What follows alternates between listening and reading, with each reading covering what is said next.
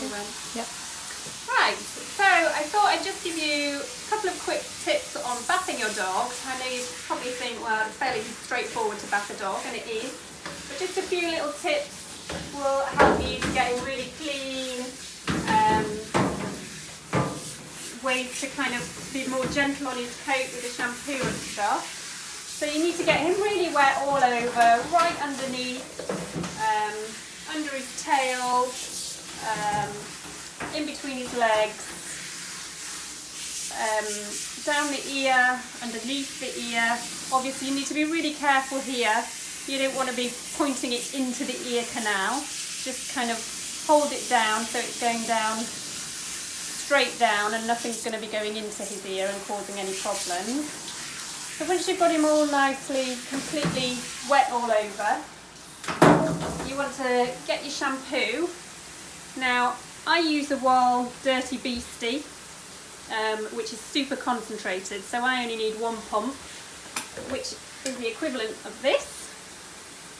That's the amount you need for this one. For a less concentrated shampoo, you might want twice as much as that. Use a nice big measuring jug. Dilute your shampoo, fill it right up with water. This is much gentler on the dog's coat and skin rather than putting the shampoo on neat.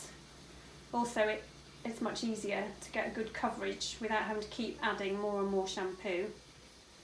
So wait till that's all nicely filled up.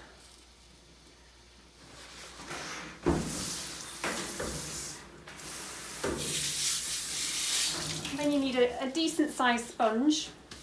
I use the big kind of rectangular car washing sponges that you can get in the, hardware store or DIY store or whatever, and then I just cut them in half to get a nice manageable size. And then literally just sponge him all over. Be really careful obviously around his eyes. You don't want any shampoo in his eyes, but they do get gunky and greasy there.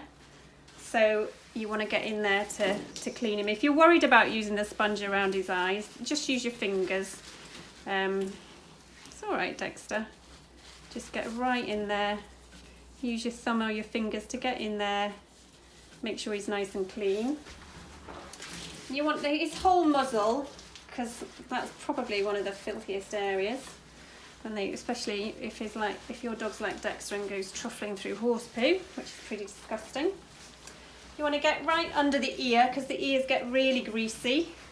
So under here and on the inside of the ear flap. Obviously again being really careful not to get anything into the ear canal. So you want to go all over him, getting him really thoroughly clean like that, thoroughly shampooed all over. Oops. All right, Dexter, you're being a good boy, I know, a good boy. Get under his armpits, right down the leg, pick up the foot, get in between the toes, in between his pads, because they just collect dirt, and that can cause soreness. Also, if they get really dirty, they can get matted in between his toes and pads, and that's going to be really difficult for you at home to get rid of. So you want to prevent it rather than try and cure it. Once you've gone all over him, just for the sake of this video, I'm going to finish him off in a minute, but I'll just show you this. Once you've got him shampooed all over, used up pretty much your whole jug on a dog this size. If you've got one of these, don't worry. But if you've got one, or you can get one, these are really good to just run over the dog. On a curly coated dog like this or a long coated, you don't want to be rubbing up and down because that's going to cause mats. So just rub him over, a nice sort of massage. It gets the blood circulating around. It's really good for his skin, really good for his coat. Just go all over him. You can do it nice and quickly, you don't have to be too slow about it, just go all over him. And then once he's all shampooed, you've gone down his legs, then you can give him a good rinse off. If he's very dirty, it's well worth doing a second shampoo. And for a lot of dogs, you might want to add a bit of conditioner as well.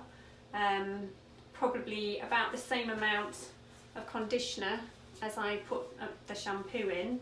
Just again, mix up another jug with your shampoo and a bit of conditioner, fill it up with water and use that for your second shampoo. I'm not going to do that with Dexter because he's got quite a fine flyaway coat, so I'll use a spray-on conditioner once he's out of the bath before I dry him. And again, I'll send you some links for some good conditioning sprays. And that's it on the bath. Right, so just a couple of quick tips on towel drying, particularly your curly-coated or very long-haired dog.